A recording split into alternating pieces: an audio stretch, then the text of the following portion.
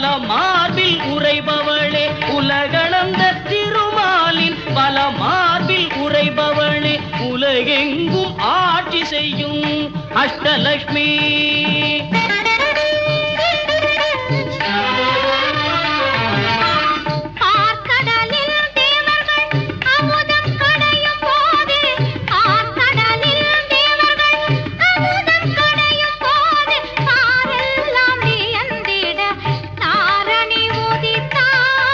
நாரணனும் தேவியை மார்பினில் தாங்கி நின்றார். நாரணனும் தேவியை மார்பினில் தாங்கி நின்றார். பூரணியும் பூவுலகை காக்க வந்தாள். பூரணியும் பூவுலகை காக்க வந்தாள் அவளே ஸ்ரீலக்ஷ்மி தேவி